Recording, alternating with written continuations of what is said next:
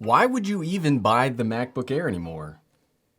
What's up, everyone? I'm the Everyday Dad, and if I can figure it out, you can figure it out. So Apple today, they didn't announce. There was no announcement except some Twitter rumors. There were no announcements, but Apple today refreshed the MacBook Pro 13-inch line. Now, these are not normally videos I make. I don't normally make like, hey, this thing happened kind of video, but the MacBook Pro 13 has a special place in my heart. I started off, my very first ever MacBook was a 13-inch from 2015. Last year, I used the MacBook Pro 13 for basically my entire video rig while I was traveling. So today I want to share what I'm excited about and what I'm not actually as excited about with the new MacBook Pros. So first off, and I was really hoping for, but it is not a 14-inch model. It does look like it continues the two, like it looks like Apple has split the 13-inch into two separate categories.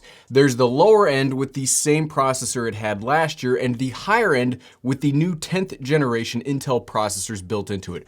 The higher end also has the 4 USB-C slots, while the lower end still has the 2 USB-C slots. Now, I did already pre-order one, so we'll get that in here in the next couple of days to start talking about, but I am kind of disappointed that the lower end does not have a newer processor. Now, that old processor was perfectly fine. Again, I used that lower processor as a 4K editing video rig last year with no problems. It would have been nice to see some more. They're still in the 8th generation processor, so a bump up from that would have been appreciated. Something that's true across the line is it does have the new keyboard, which is why I make the comparison about the MacBook Air. The reason I think the MacBook Air right now, yesterday, let's go to the past.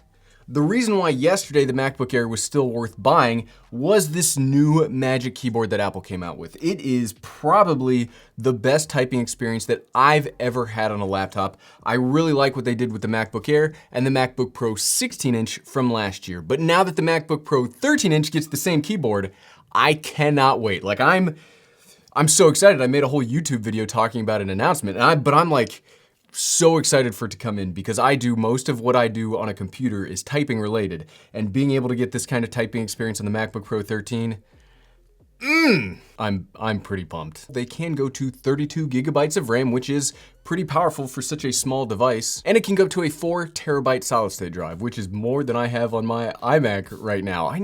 With storage getting so cheap, I definitely need to start getting bigger and bigger internal drives. I do like how the base model got bumped up, much like the MacBook Air, from 128 gigabyte standard to 256 gigabyte standard.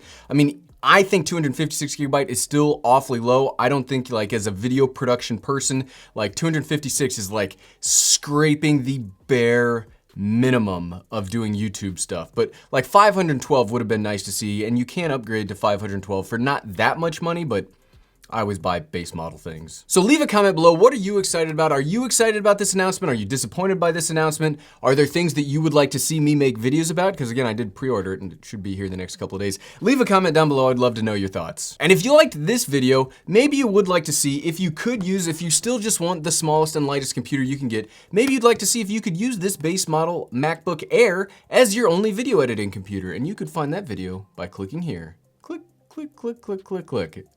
Thanks for watching.